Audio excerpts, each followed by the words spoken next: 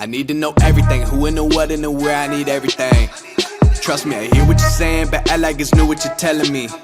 I'm curious, George, I hop in the Porsche, 5 and a horse, I'm ready for war, I'm coming for throats, to turn to a ghost, I need to know everything. Now you be surprised at the info you get is by letting them talk, so I'm letting them talk. Gotta keep quiet, maneuver in silence, to let them in, chalk up their body, another one body, that's just how it go. I got some secrets, I'm shaking the game. So Hello and welcome to JK+1. I am not your host, PTF. He says he's going to Keeneland this weekend, so it must be nice, buddy, going to Keeneland. I don't think I'm going to get to go to Keeneland this year, this fall, which is sad for me. But we'll be going to the Breeders' Cup, and I would imagine our friends at Qatar Racing will also be at Breeders' Cup.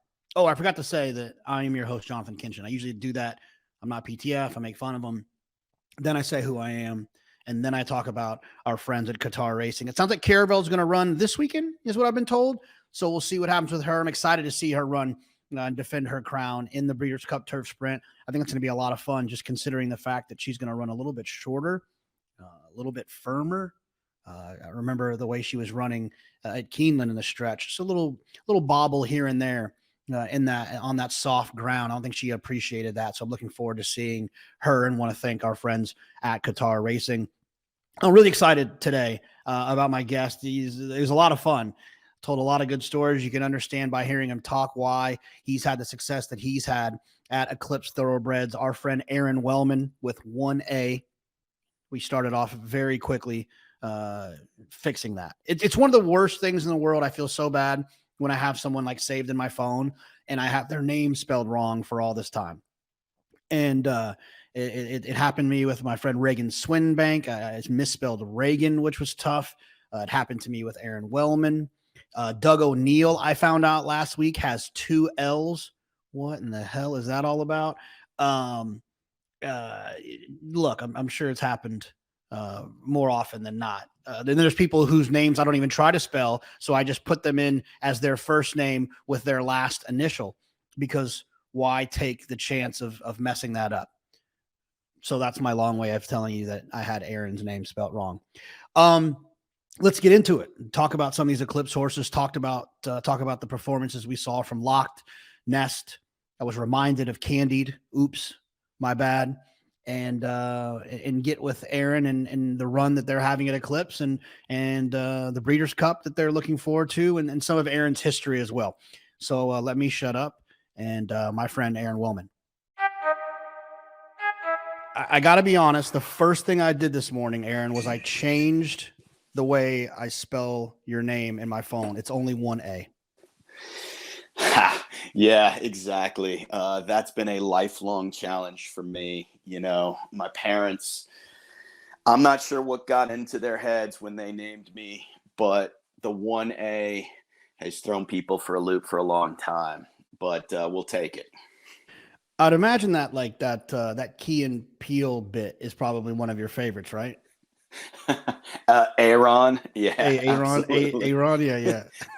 It's pretty funny. Yeah, no, it's funny because people then get confused when they're like AA, and I'm like, no, just 1A. And then they're like, well, then there must be 2 R's. And I'm like, no, there's actually just 1 R. And then there's got to be 2 N's at the end. And I'm like, nope, it's just a single letter name all the way through. So yeah, it's one of those topics of conversation that comes up pretty often. Yeah, quit trying to double me up here. So look, there's a lot of ways we can start. We can work backwards or forwards, but we'll go backwards later. Let's start with Locked and Nest this weekend, whichever one you want to run with first. Well, I'd much prefer start with Locked because he was a much better result for our stable. You know, he's a colt that has just been a star from day one. We bought him at Keeneland September last year as a yearling. Got him down to Ocala, put him in the Ocala stud program, headed up by David O'Farrell and his team. And from the word go, he had quickly asserted himself as superior to his peers, and he has stayed that way through and through. And it's one of those things where it kind of got a little chuckle throughout the winter and spring when we would get periodic updates, or our team was down in Ocala for the 2-year-old sales.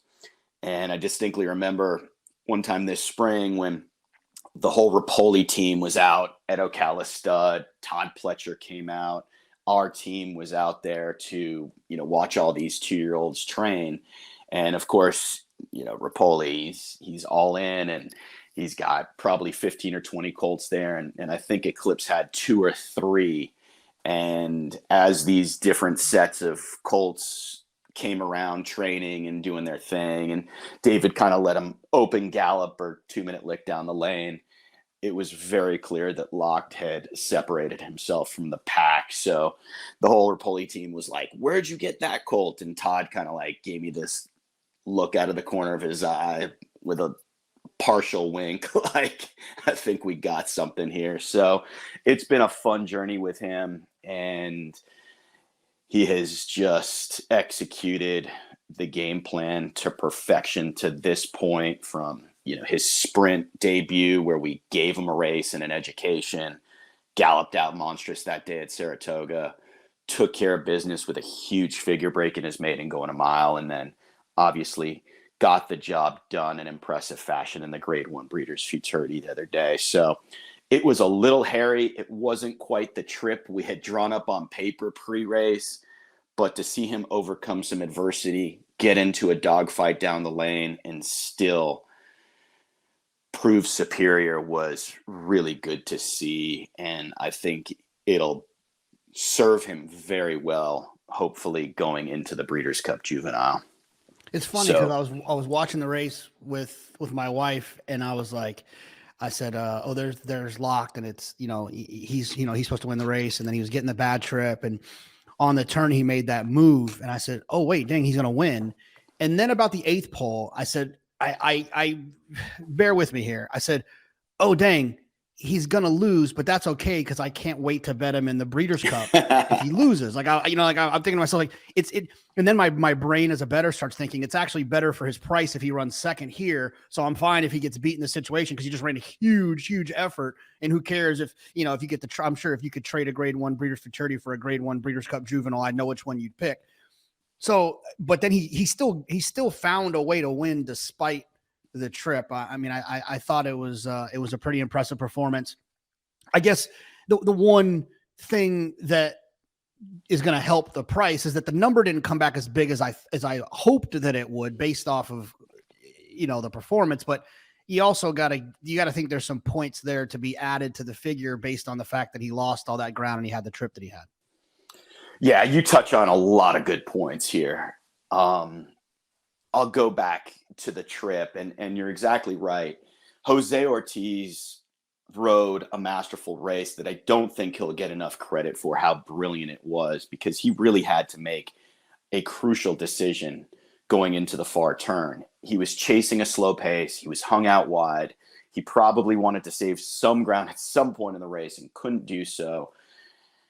He pushed the button. The horse exploded with him, made a 5-6 wide bid. And when they do that, they got to carry their momentum for the final 3/16 of a mile. And when he didn't separate from the wine steward, I got really concerned for a few reasons. Because A, the wine steward's a really good horse, right?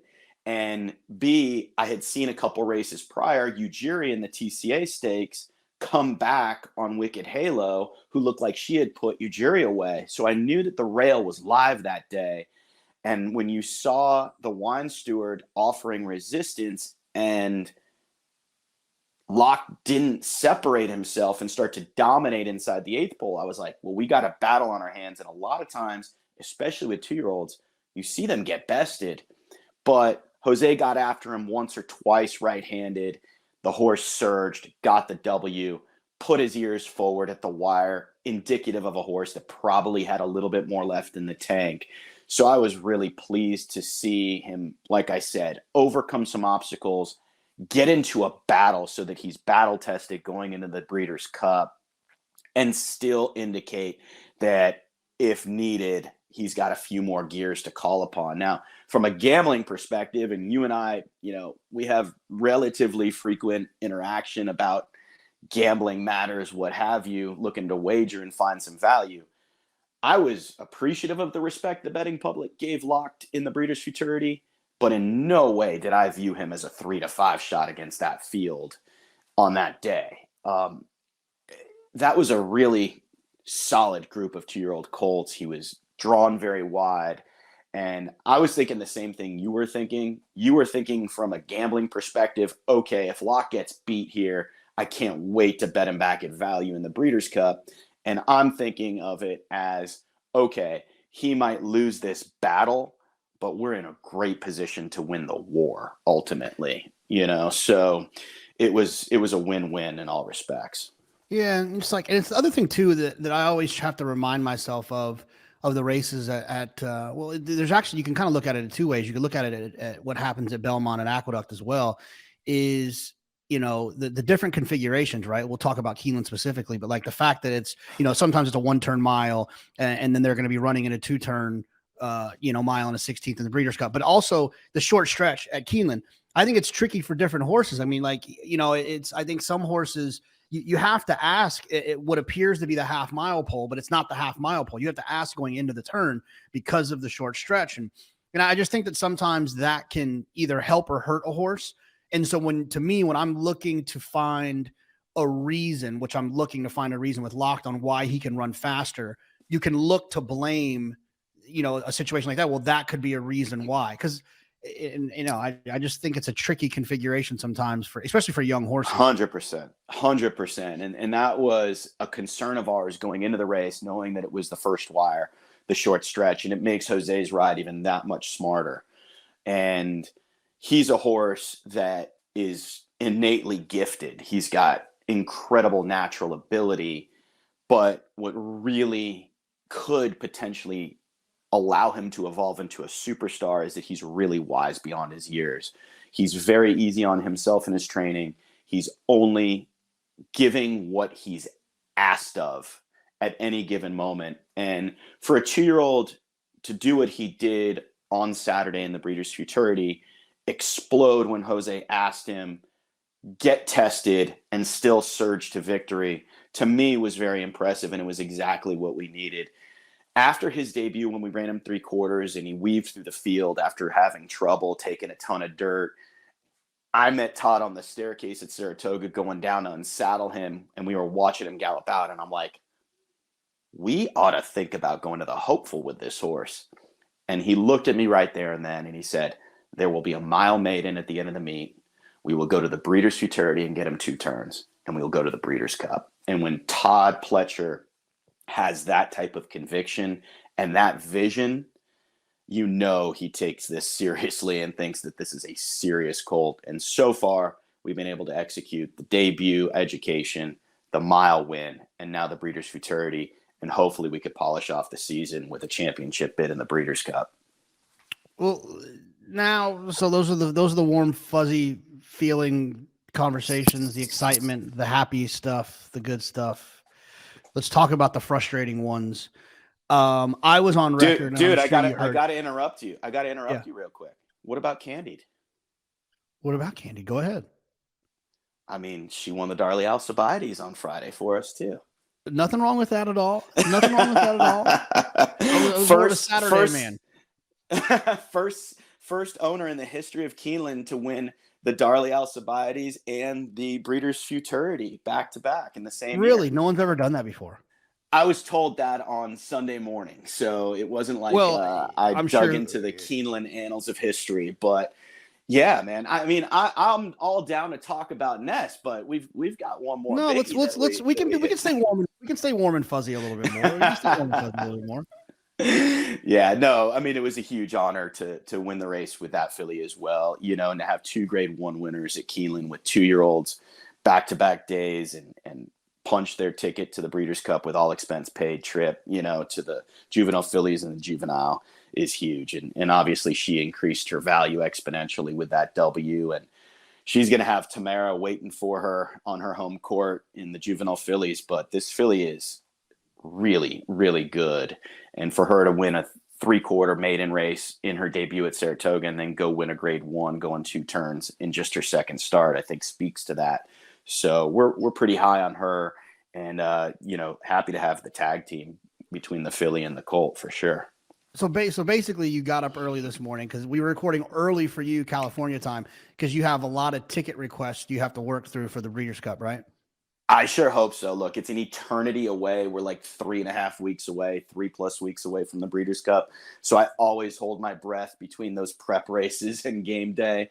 But yeah, look, this is why our partners put their faith in Eclipse and join our partnerships is to not just get them to the big days and see our name in the program and have a fancy meal in the director's room, but hopefully show up to the big dances on the big days at the biggest venues with live shots. And those two juveniles hopefully will head to Santa Anita with legitimate shots to hit the board and give our people some thrills, if not take down these things altogether. So yeah, it's a huge responsibility to set up the accommodations and get this all organized, but this is what we live for. And as far as waking up early, I'm not sure that I even go to sleep at this point anymore. So it's a pleasure to be on here. We're operating on adrenaline, and hopefully it'll carry us all the way through to the Breeders' Cup. Well, I definitely want to. It's funny. We've had a couple of people who run partnerships on before, and there's a lot of partnerships out there. So after Nest, I do want to talk a little bit about why, you kind of your elevator pitch that what you feel is different about Eclipse from, and not disparaging other partnerships, but what you feel is different, like your goals, your thoughts. But Nest. So I was on record of saying that I felt like, based on what we saw from Nest last year and what we've seen in the past, when you allow horses to kind of grow up and to not be whisked away after their 3-year-old years and be able to kind of mature, I thought we hadn't seen the best of Nest, and this year's version was going to be that. Then she comes back in her first start at Saratoga, and she was outstanding. She had turf turn a foot while being forward, and it was this exciting moment of how the hell is she ever going to get beat again the rest of this year by Clarier or anyone? And then she just hasn't been Nest in her last 2 starts. What do you feel like you guys know why? Do you hope you know why? Where are your thoughts on Nest? I agree with you 100%, JK. We were always of the opinion that it was a miracle what she was able to accomplish as a graded stakes winner at age 2. She put together a campaign for the ages at age 3, and we were going to see the absolute best of an older filly come age 4. Things got a little knocked off kilter, more than a little knocked off kilter, in the build-up to her 4-year-old season. She got really sick when she left the farm at Stone Street and arrived at Todd Pletcher's barn at Palm Beach Downs in the springtime. She had an incredible window of downtime and freshening between last year's Breeders' Cup Distaff and going back to Todd in the spring. And she got really sick on us when she arrived at Todd's. So that knocked her back in a big way. And credit to Todd and his staff for nursing her back to health and then having her ready to run the monstrous race she ran in the Shoe V, leaving Clarier in the dust. And it was nothing short of brilliant. I'm right there with you. And we were very pleased, if not outright excited, about what the rest of the year might bring, because whereas last season she had gone Suncoast at Tampa, Ashland, Kentucky Oaks, Belmont Stakes, CCA Oaks, Alabama, Beldame, and by the time the Distaff came around, arguably she was a little over the top. This year we were trying to view the setback as a blessing in disguise, that maybe we're going to have a fresher version of Nest come November for the Distaff. And she took care of business beautifully in the Shoe V. I don't think she liked the track when it was a quagmire in the Personal Ensign. Full credit to Idiomatic. She got the job done that day. We ended up a gutsy 3rd behind Secret Oath. And then coming into the Spinster, we thought we had it right. And everything that could go wrong did go wrong. We warmed her up with purpose. if you watch the warm-up, Irad had her sharp as can be, which is really what we wanted, because we knew that Idiomatic wasn't going to get any pace pressure from anybody else. So our game plan was to take it to her and make her earn it. And I think Nest was wound up a little bit too much. No fault of Irad's. That was the game plan. And if anybody saw her in the gate while she was waiting for the rest of the field to load, she lunged at the gate and banged her face on the bars, which I think rattled her cage a little bit, dazed her. And when they sprung the latch, she was leaning backwards, didn't break, got shuffled back into a position we were really hoping to avoid. Idiomatic, again, full credit to her. She's just developed into a monster. But as easy as matters were on her, everything was difficult and messy for Nest. So even despite the trip, we would have liked to see her show more than she did, because quite frankly, trying to look at this from an objective lens, she was not there for Irad when he needed her. And it's a huge cause for concern at this stage of the game. So we got to just take a deep breath, evaluate her condition, her physicality, her mental state of mind in the next couple of weeks. Todd's going to consolidate all his Breeders' Cup runners at Keeneland. So she's already there. She doesn't have to travel quite yet. And as always, we're going to do what's best for our filly first, protect our partners, and we've got an enormous asset. And at the end of the day, Nest has done everything she could possibly do for Eclipse, for Mike Rapoli, for Mike House, for everybody associated with her. She owes us nothing. She's taken us on a magical ride. So our obligation to her, our responsibility to her, is to take care of her best as we can. And it's not a foregone conclusion one way or the other, whether she shows up in the distaff or not. We're going to huddle up as a team. Todd's going to evaluate her. Team's going to evaluate her. Our vets are going to evaluate her. And at the end of the day, we'll do what we feel is best for Nest, because, like I said, she's a champion and she deserves to be treated like the queen she is. Let's talk a little bit about Eclipse, right? Let's talk about the partnership, kind of how it started. Your kind of your run from Team Valor into Patriotic and Proud being your first winner for Eclipse. Like, what was the journey, and what is it about Eclipse that you like to talk to prospective partners about? Man, I've been really fortunate to be on an incredible ride. People tend to forget in a past lifetime, I actually practiced law for 6.5 years before delving into this wild industry as a professional full time, when I was really lucky to find my way into a prominent position with Team Valor International, one of the most successful racing syndicates in the history of the sport, and had a great run with Team Valor during my 3.5, 4 years there. Barry Irwin is a genius, and I was able to learn so much from him during my time as the vice president of Team Valor. We bred and won a Breeders' Cup race during that window. We bred and won a Kentucky Derby in 2011 with Animal Kingdom. I think we won 9 other grade 1s during that span. It was just an incredible education and experience for me. And after Animal Kingdom won the Derby in 2011, made the decision to part ways with that entity, and was fortunate to have some backing to be able to launch Eclipse. And you mentioned Patriotic and Proud. Actually, 12 years ago to the day that we're doing this interview, he represented our stable as our first ever runner. And thankfully, he set the tone for what's been a magical 12 years, because he won that day. And it was really a sign of great things to come for the stable. We just celebrated our 24th and 25th grade 1 wins with our 21st individual horse. I think we've got something like 137 stakes wins, 65 or something like that, which are graded.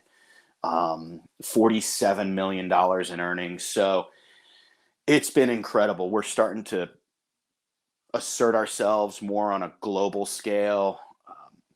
We've won an American Classic, placed in several American Classics, won 2 Breeders' Cup races, several Grade 1s.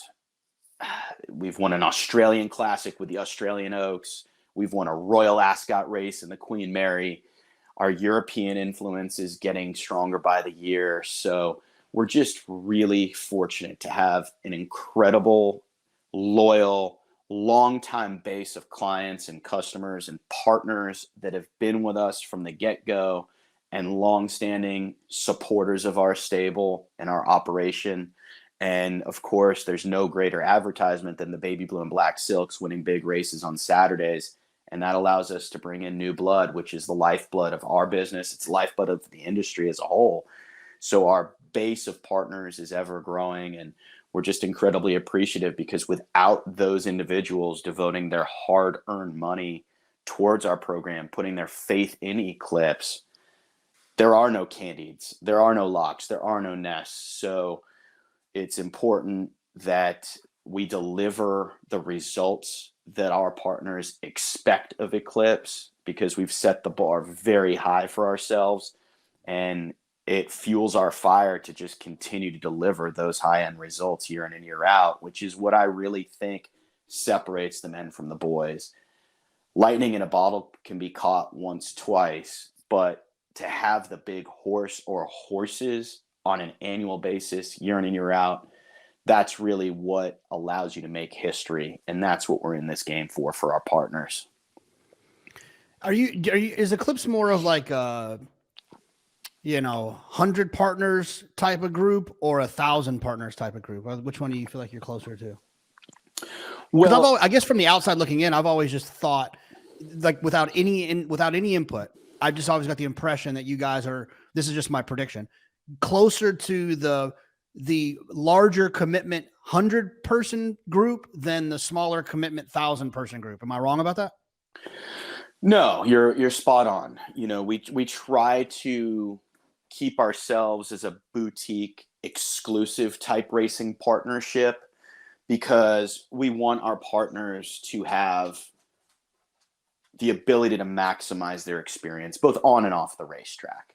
Now, every horse that we form a partnership for, by and large, there are some exceptions in which we package some individuals together, but by and large, every individual horse that we form a partnership for is its own individual entity. So we set up an LLC for each individual horse that we purchase and form a partnership for. So every horse is actually comprised of a different makeup of individual partners. So that partnership can be anywhere from 4 people to, give or take, 8 towards a dozen at the most, typically. Are there some that have a higher volume of partners? Yes. Are there some that are smaller? Yes. But we really try to operate in a streamlined, lean and mean fashion. We don't have an enormous staff. We don't do a lot of advertising. We try to let the horses do the talking for us, and then deliver the high caliber racing experience that we want to provide to our partners by competing at the upper echelon of the sport. So we do our best to provide as much of a concierge experience for our partners as possible, accommodate them with first-class accommodations that they deserve. And really, aside from that element of the experience of their ownership involvement, you asked me earlier what makes Eclipse a little bit different. And I think that what might separate us a little bit from others in the space, and as you referred to, there are a lot of different partnership groups, and there are some great outfits out there that do a wonderful job at what they do. And the space is growing like wildfire. Partnerships are the rule now, not the exception. We were really fortunate to get the endorsement of Cott Campbell of Dogwood Stable early in the company's infancy stages. And that was the ultimate endorsement for us, because Cott was really the pioneer of racing partnerships. But I think what distinguishes Eclipse from most of our competition is that we consider ourselves horsemen first rather than salesmen.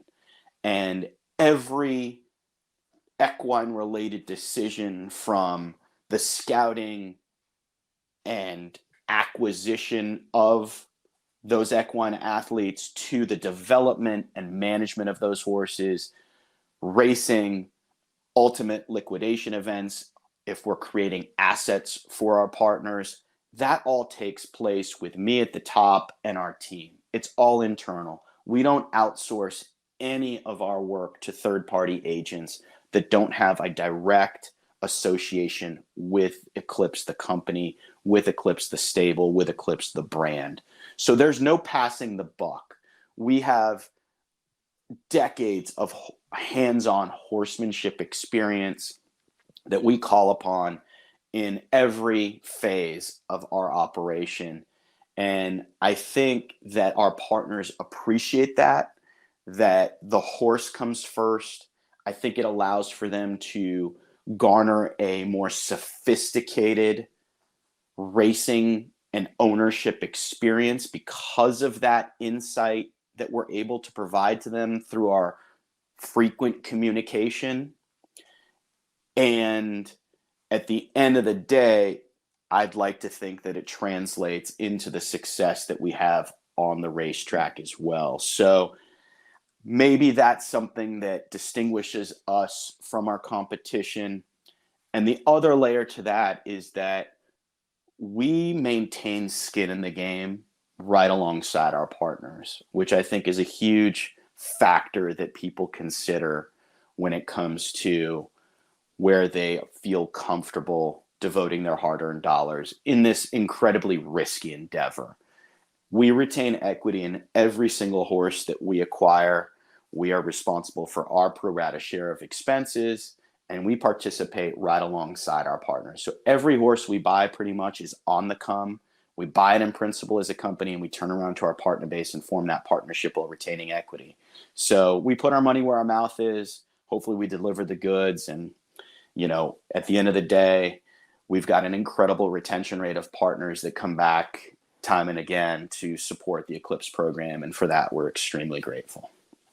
I know, and I know a lot of that success is you have a few trainers, right? And obviously, a lot of the success goes through a Hall of Famer like Todd Pletcher. But you know, if I was going to have you on JK+1, I was going to ask Whitey Michael McCarthy for some inside information. No. And he says to me, he sent me a list of questions, but one of them is, ask him if Tiger Woods would have been the second best athlete being recruited at Stanford during his high school athletic days. Oh, I'm glad that's probably the most G-rated question that Whitey could have presented you with. But yeah, let me touch upon Todd real quick, because you referred to him, and I say this with relative frequency. And before I get to Whitey's question, I just want to say, like, we are so lucky to have access to the trainer who I believe is the absolute GOAT. And you want to call guys, you know, in their careers, athletes or trainers or coaches in their prime.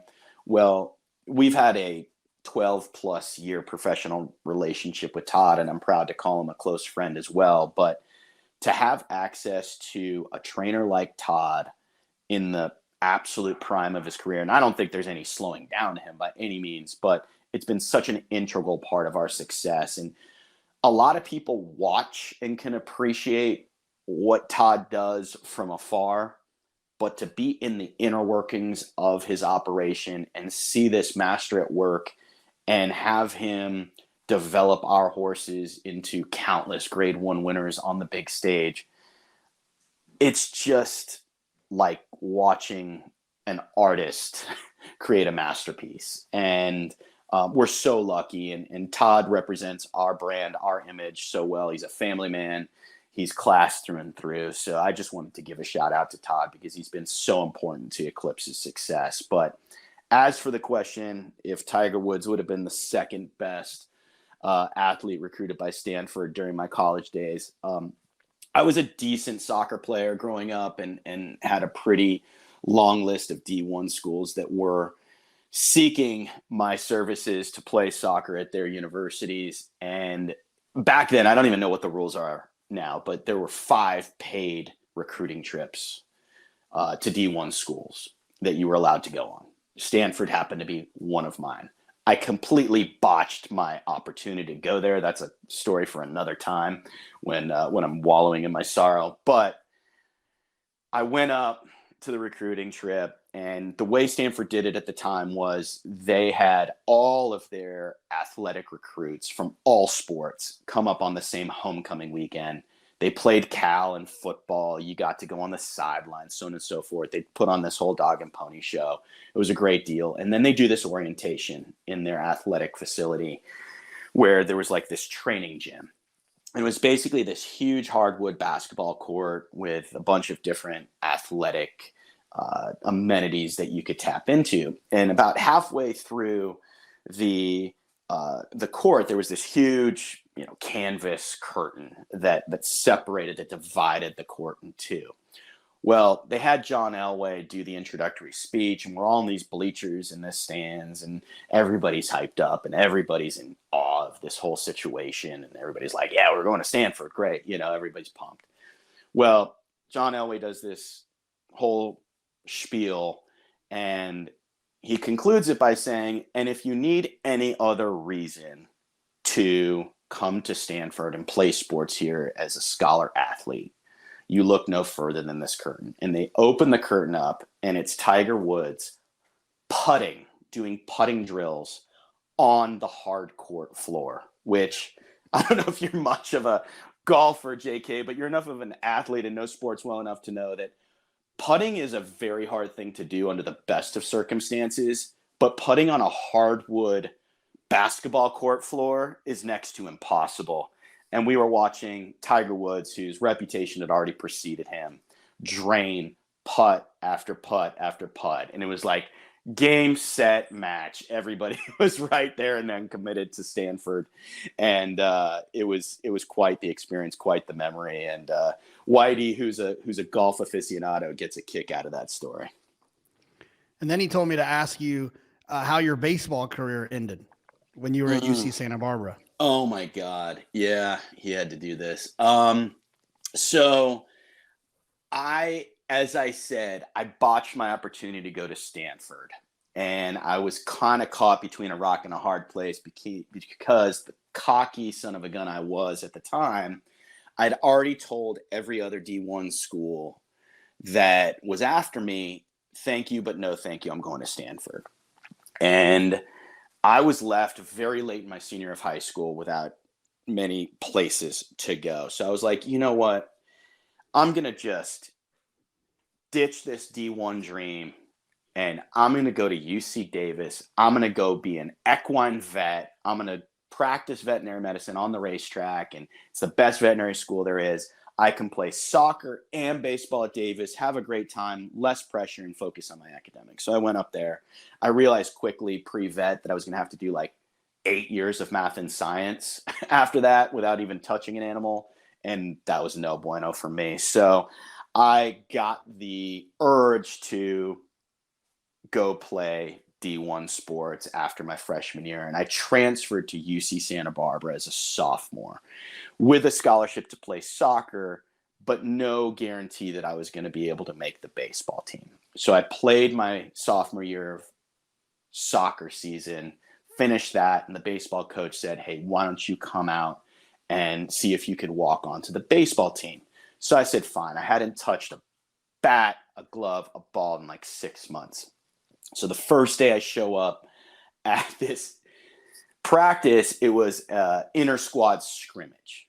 Okay. There was like 30 guys out there, and I rode the pine for the first couple innings of this game.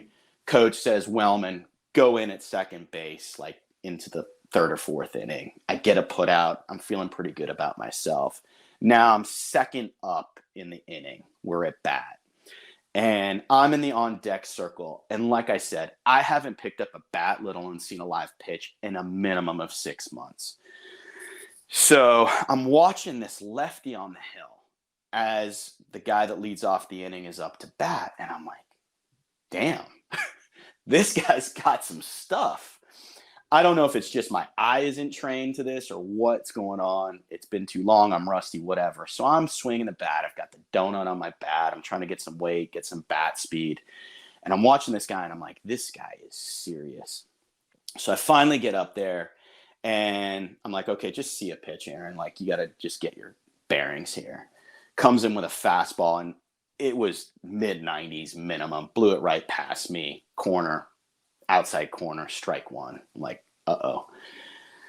Guy comes in, second pitch. I'm like, well, he saw me just stare at this fastball.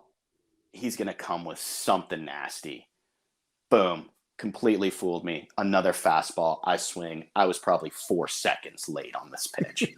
It's 0-2. I'm like, Aaron, just take yourself out of this misery. No matter what, you're swinging at this pitch, and you're going to try to make contact and save some face. Don't embarrass yourself.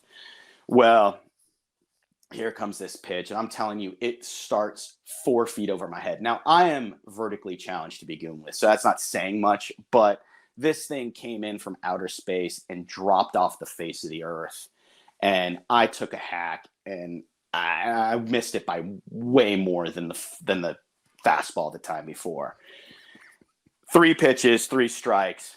I turn around, walk back into the dugout, take off my helmet, put my bat in my bag, and I say, Coach, I really appreciate the opportunity, but I think I'm just going to focus on soccer from here on out. And walk out the dugout, go back to my apartment, and call it a day.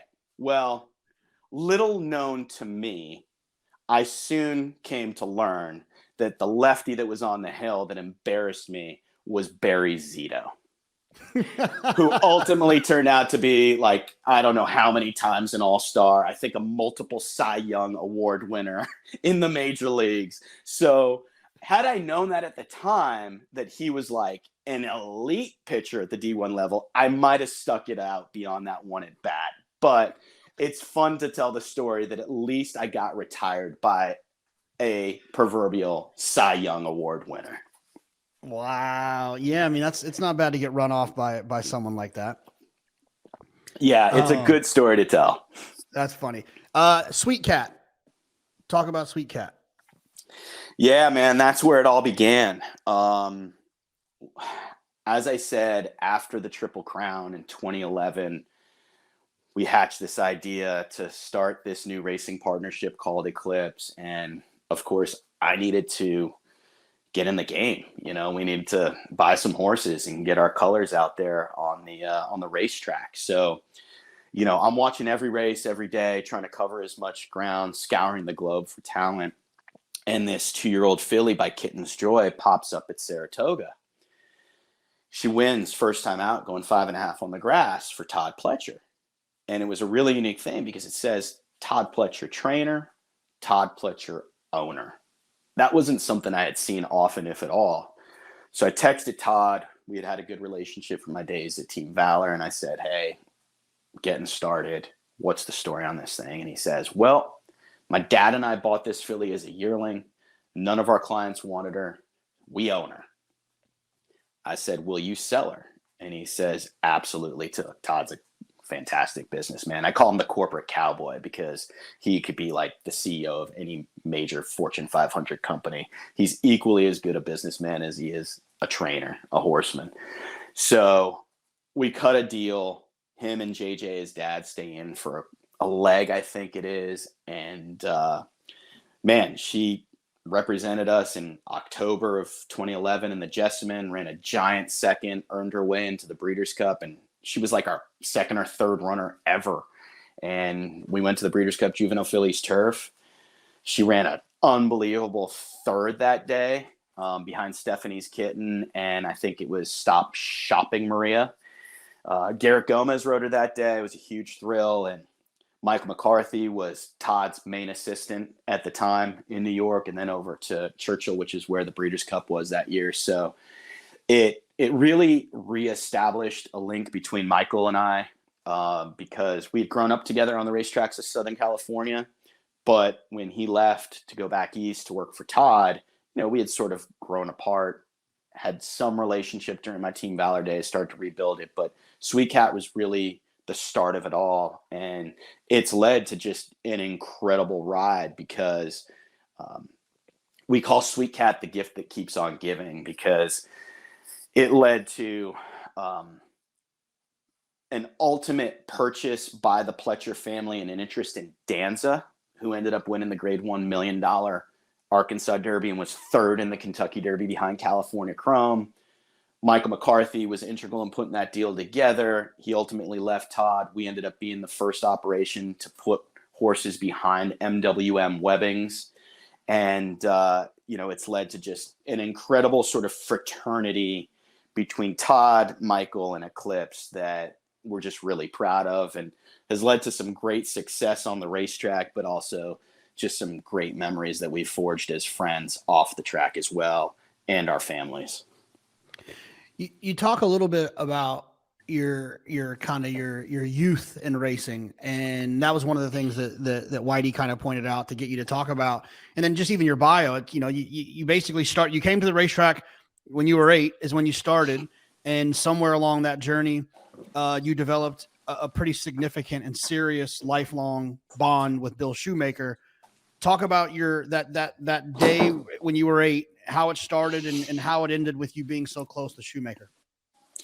Yeah, I was born in the industry. My parents were very small time breeders and owners in California and loved the sport. I mean, massive passion for it. And they had forged some relationships that were just incredible with some of the racing royalty here in Southern California, including becoming great friends with Eddie Delahousse and Bill Shoemaker.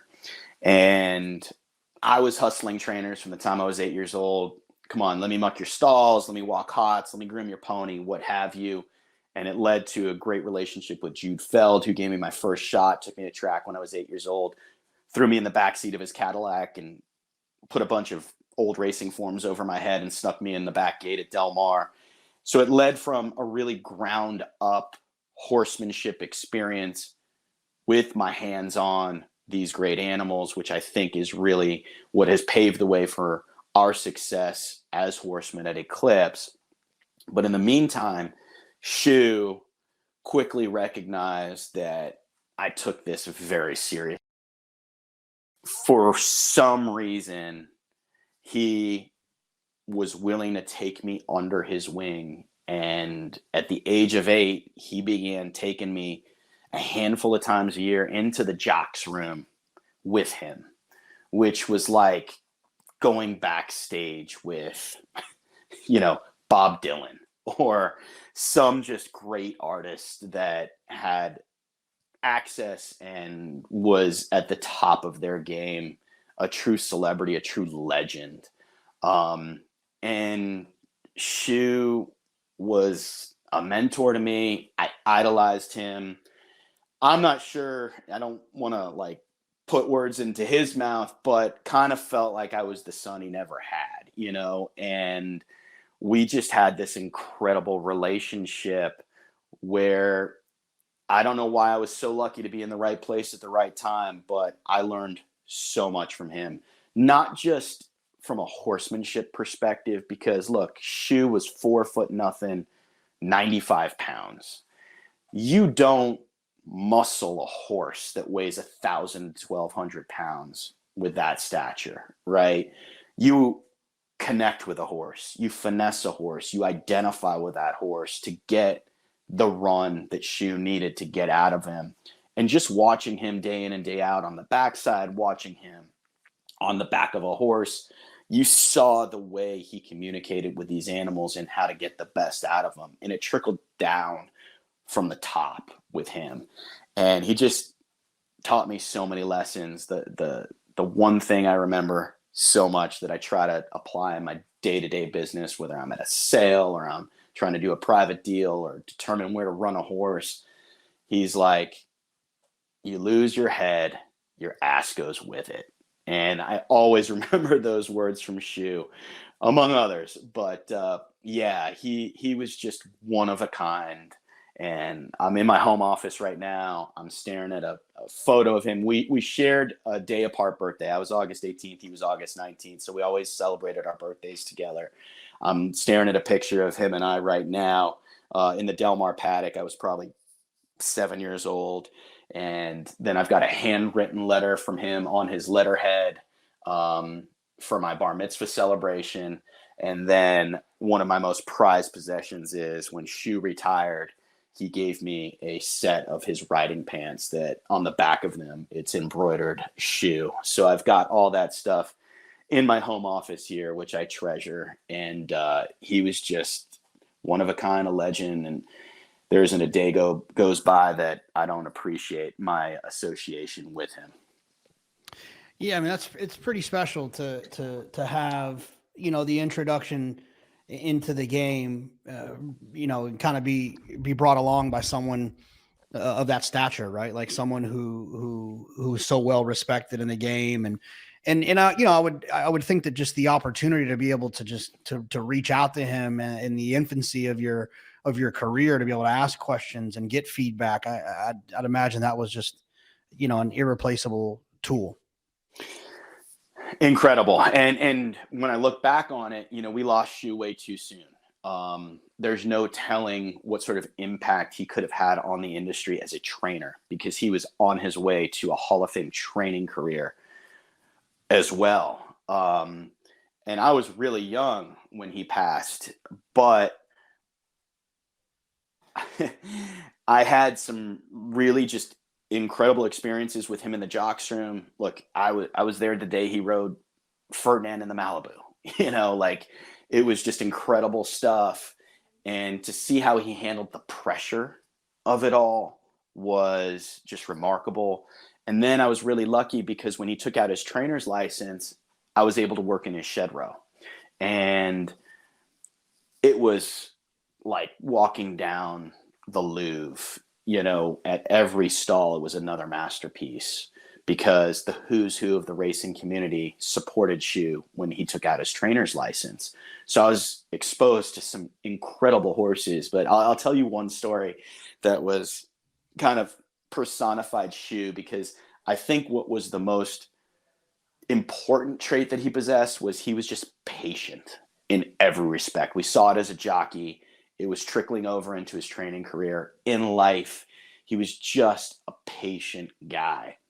So we had this 2-year-old that was running, and you talk about just being able to, you know, absorb and sponge all this stuff off of Shu. So we'd finished training for the morning, and I was lucky Shu would allow me to hang out in his office after training hours when it was calmer, and, you know, you just kind of got to be and decompress a little bit.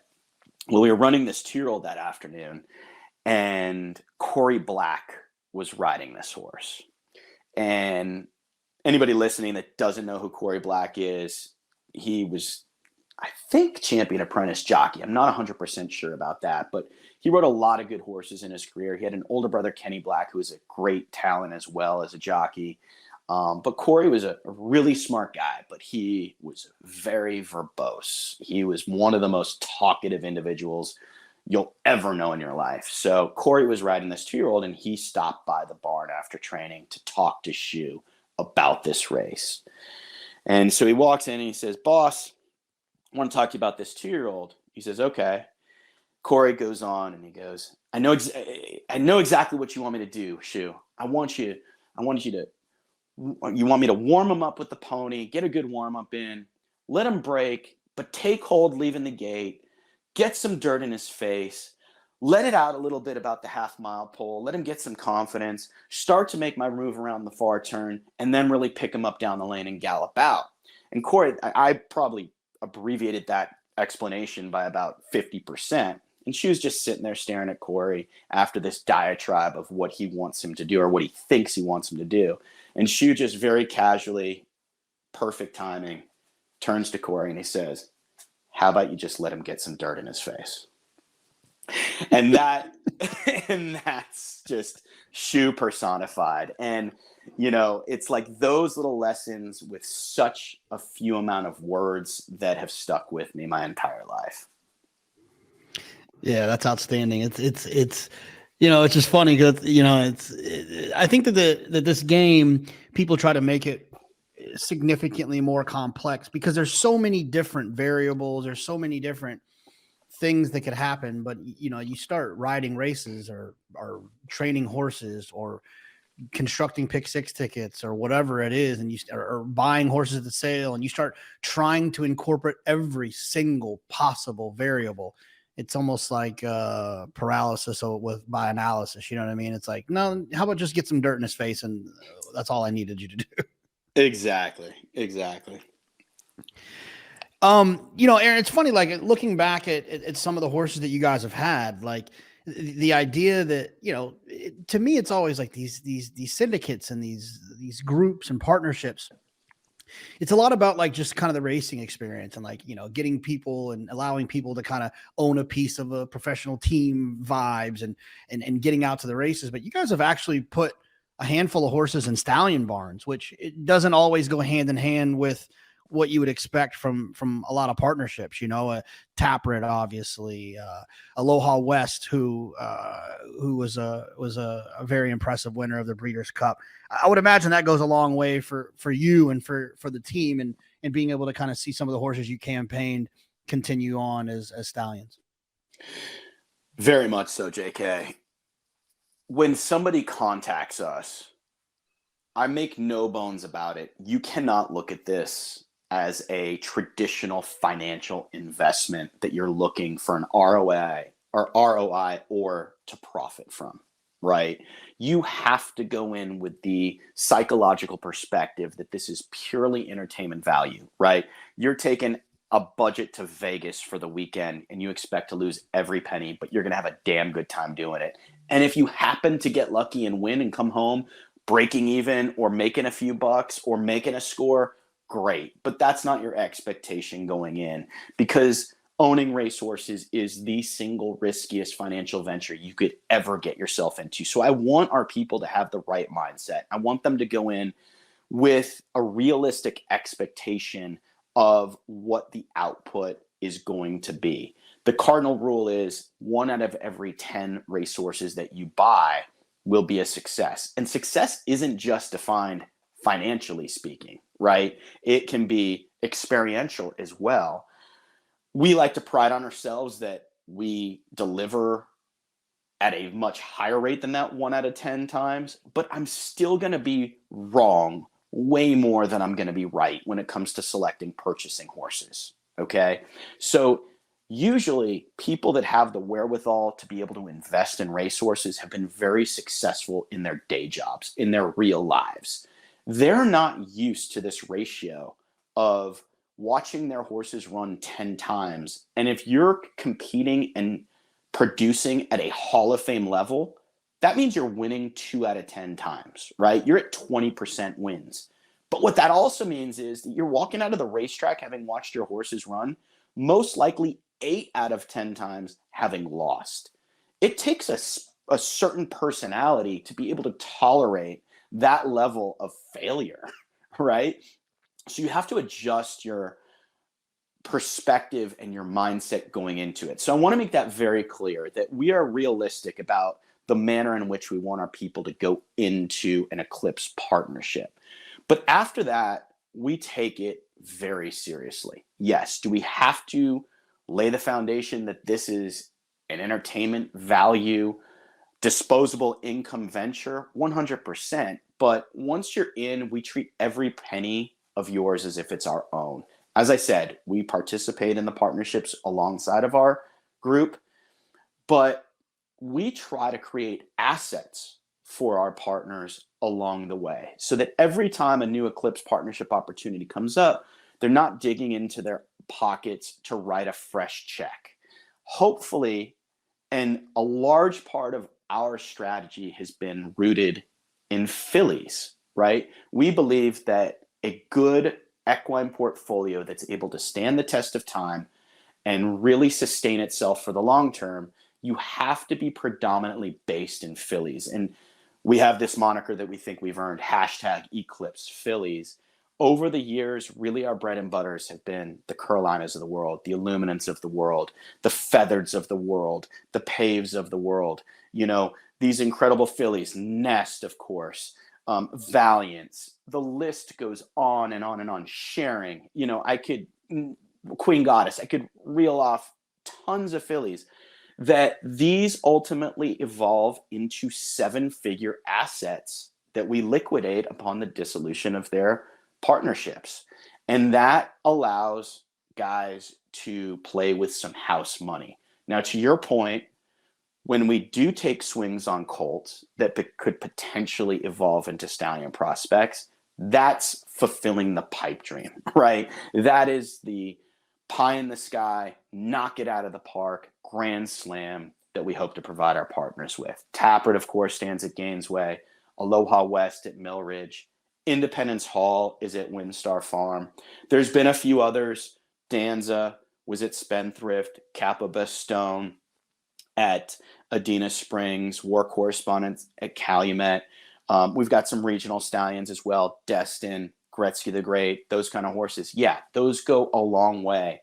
And what's really cool now, as we're starting to get into this, into a decade plus of existence and operation, is we're not just starting to see our stallions have babies out there on the track that give our partners a huge thrill knowing the association, but we're also starting to see these great Eclipse fillies produce runners out on the racetrack too. We've got, I think, 3 Grade 1 winning progeny of fillies that came through the Eclipse program. The highlight, of course, being Feathered, who's the dam of Flightline. So it's really cool to see this evolutionary process of horses that have come through our program and represented the baby blue and black. And it's a thrill for our partners to watch it play out. Did you watch Flightline like he was yours? No, I can't say that. I got to be completely honest. I'm an open book. No. And, you know, he was a horse that was offered as a yearling. And of course we took a good hard look at him, and JK, I was flat out wrong about him. You know, one of the best horses of our generation that we had such an incredible ability to acquire and never even vetted him, let alone raised our hands. So could not have been more wrong about him as a baby and what he turned into. But definitely a huge source of pride knowing that Feathered was a really good filly for our program.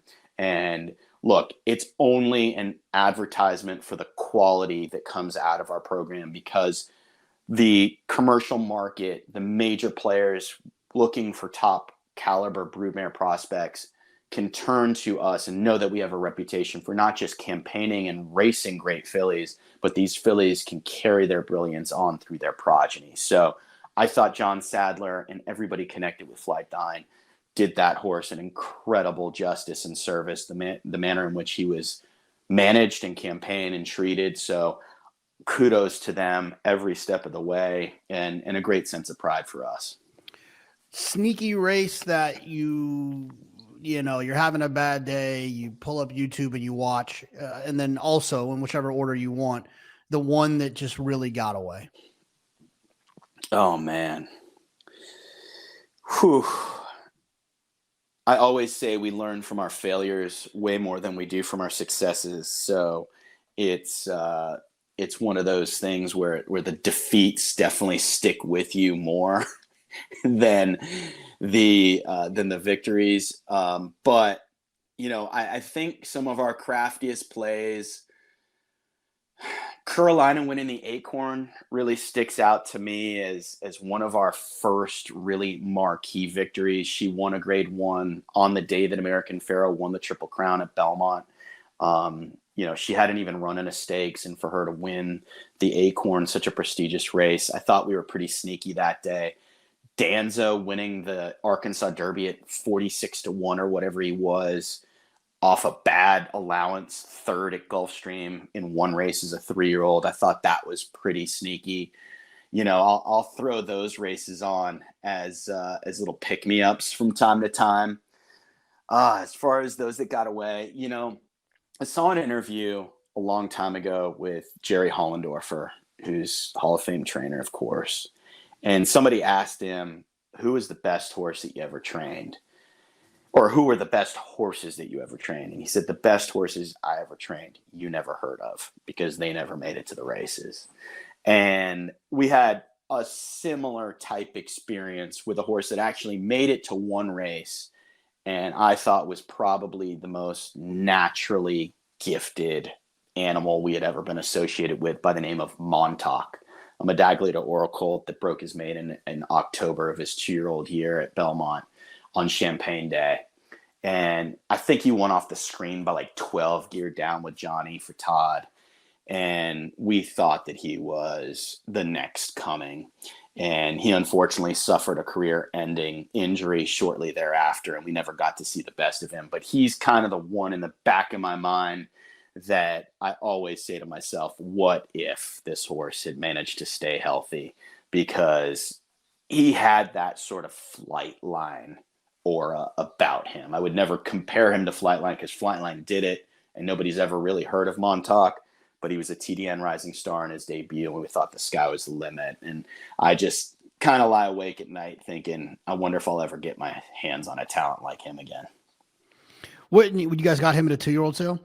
We did, yeah. We bought him at OBS as a 2-year-old and put together a group. It was Bridalwood, Bob LaPenta, and Eclipse, who was the Tappert partnership from the year prior, or that year actually. And also Twin Creeks Racing of Steve Davison and Randy Goulat. So it was a great group, and we all thought we were really onto something. And of course, it just didn't pan out. But that's the rule, not the exception. You know, these horses are going to break your heart more than they're going to provide you with glory. So you got to take the good with the bad and try to stay even keel through it all. Well, look, as we wrap up here, I just wanted to give you a chance. I mean, Whitey did try to throw you under the bus with the strikeout story and the second best athlete at Stanford and all of those things. So if you got something and you want to get Whitey back here, I have no problem allowing that to happen on these airwaves. But like I said, you don't have to do it. But if you got a fun one, you want to try to throw him under the bus, it's always welcome here. Oh man, there's so many. I don't know that I could choose just one, but if you have him on again, give me some time to prepare for that, and I will definitely come up with a zinger. You know what's funny? I think he's the first one I ever did. I'm pretty sure he was the first one. I think you helped. He was the first one. He had there was a lot of good ones. The horse in the office one. I don't remember who the horse was. Yeah. King Uther. Yeah, exactly. Yeah, they got Churchill Dad. in the office. Yeah. That was good. That was a Team Valor horse, a horse that managed to somehow get himself from the indoor tow ring at Churchill into the minuscule office there and back himself up into the vicinity there. That was classic. But yeah, you know, you can ask Whitey about his affinity for Oreos, you know, late night Oreos, a few too many Chopin martinis at our house in Del Mar during the meet or during Thanksgiving, maybe a plate of food that found its way into the pool a time or two, stumbling his way out of the kitchen into the backyard, you know, those sort of things. But yeah, all in good fun, man. That's the greatest part about, you know, the network that we've created is, you know, we take this very seriously. You know, we all take our jobs very seriously, and I think we're all on a mission to make history. But at the end of the day, we also really can have a good laugh and know that, look, you know, what we do is important, and we try to provide the people that put their faith in us with incredible lifelong experiences. But we're not curing cancer here. You know, we're not putting men on the moon. We're not fighting wars. You know, we're racing thoroughbred racehorses, and you got to have some fun along the way and surround yourself with people you enjoy, people you can laugh with, and people you love. And we're really lucky to have all that wrapped up into one. Aaron, I appreciate you taking the time, and we wish you the best of luck on the first Friday and Saturday in November in the Breeders' Cup. Appreciate it, JK. Always a pleasure. Thanks for doing what you do, and good luck at the windows, my man. Take care. Appreciate the time, Aaron. That was a lot of fun. Whitey. He's what a character this guy, Michael McCarthy, is. If you haven't listened to that episode, it makes me remember a little bit. You should go back and hear that first episode. There's a lot of good old ones, by the way. If you haven't listened to some of the good old ones, some of my favorite ones, Michael McCarthy, Duke Matisse. There's a bunch of them. I don't want to leave any out. Those are the first two. So those are obviously good ones to attack. Dale Romans is hilarious. Mike Rapoli, who's been in the news lately. The list goes on. There's what I think this will be the 56th episode we've done, which is cool. So check those out. Want to thank Aron again. Good luck to him and the team at Eclipse. Want to thank our friends at Qatar Racing. Let's get Caravel going this weekend. Get her going into the Breeders' Cup in fine order, and get the maroon and gold, another Breeders' Cup trophy. I want to thank everybody for listening. We always talk about it, but I want to be clear. It really does help us out a lot. Open up that little purple podcast thing in your app on your iPhone. Just go ahead and grab it real quick. Sometimes you just go swipe down, go to podcast, and then search JK+1 and then follow JK+1. You can also follow In the Money Media, and you can follow all the other shows that we have on the network, Owner's Box and Redboard Rewind and Maggie Show, Acacia Show. There's a bunch of them. Just hit follow on all of those. You'll get notified when we have a new episode post. Share it if you like it, post it, retweet it, all those good things. Once again, we appreciate you. We appreciate the support. Thanks for listening. Thanks to Aron. Thanks to Qatar. We'll see you next week. I need to know everything. Who and the what and the where. I need everything. Trust me, I hear what you're saying, but act like it's new what you're telling me. I'm curious, George. I hop in the Porsche, 5 and a horse. I'm ready for war. I'm coming for throats to turn to a ghost. I need to know everything. Now you be surprised at the info you get is by letting them talk, so I'm letting them talk.